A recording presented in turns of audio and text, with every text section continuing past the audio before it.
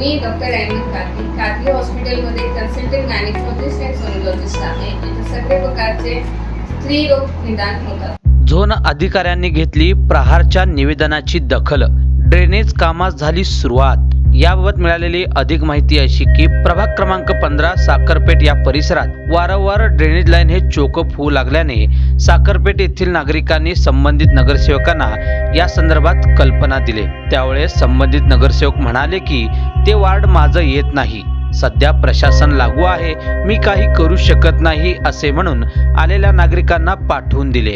त्यावेळेस संबंधित नागरिकांनी प्रहार संघटनेचे शहर कार्य अध्यक्ष खालिद मणियार यांच्याशी फोनद्वारे संपर्क साधून त्यांना सदर समस्याबाबत कल्पना दिली. खालिद मणियार हे साखरपेठ या ठिकाणी येऊन संबंधित समस्याची पाहणी केली व त्यानंतर प्रहार संघटनेच्या माध्यमातून संबंधित झोन विभागाला सदर प्रकरणाबाबत निवेदन सादर केले. लगेचच झोन अधिकाऱ्यांनी प्रहार संघटनेच्या निवेदनाची दखल घेत संबंधित ड्रेनेज लाईन कामास सुरुवात केल्यामुळे साखरपेठ येथील नागरिकांनी प्रहार संघटनेचे आभार व्यक्त केले.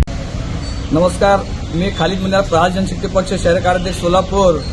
जसं का आपण पाहिलं की साखरपेठ इथं औद्योगिक बँक जवळ ब्रिटिश काळी ड्रेनेज लाईन होती, वारंवार चोकअप होती ती. ते नागरिकांची वारंवार मला फोन यायचा, बाबा लाईन चोकअप झाली, कुठलाही नगरसेवक लक्ष देत नाही, काय नाही, तुम्ही जरा एक अधिकाऱ्यांना सांगून जर चोकअप काढा.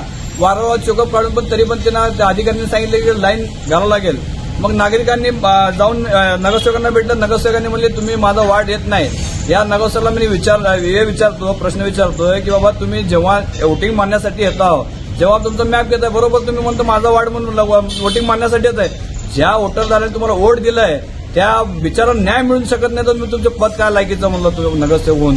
काही नाही. एक साधा कार्यकर्ता प्रहारचा असू दे, आज आम्ही सोलापुरात 92 लाखाचं काम केलंय, ड्रेनेजचं असू दे, रस्त्याचं असू दे, हे असू दे.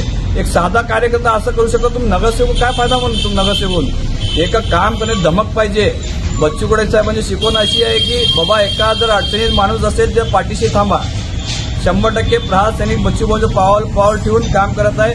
जसं आम्हाला या साखरपेठच्या स्थानिक लोकांनी आम्हाला सांगितलं, जसं की आम्ही लगेच तात्काळ अजित भाऊ कुलकर्णी असू दे, जमीरभाई शेख असू दे, माजिदभाई पटेल असू दे, मुदस्सर उंडेगिरी आमची शिस्त मंडळाने जाऊन झोन अधिकाऱ्याला भेटला. झोन अधिकाऱ्यांनी सांगितले की तात्काळ आमच्या जीला पाठवून दिले कंदरगाव साहेबांना.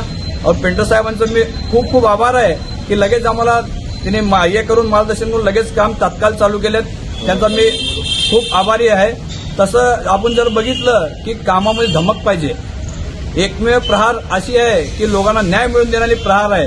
हॉस्पिटलचा असू दे, कुठल्याही प्रकारचा असू दे, फक्त प्रहारला फोन करा. तुमचा प्रश्न मार्गी लावल्याशिवाय प्रहार संघटना राहणार नाही.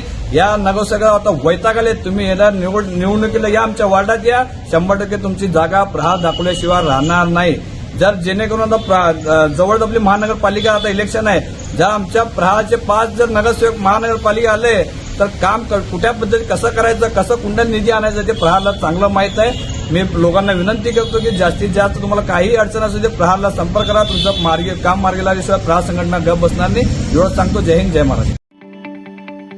ताज्या बातम्या पाहण्यासाठी प्राईम महाराष्ट्र न्यूज चॅनलला सबस्क्राईब करा.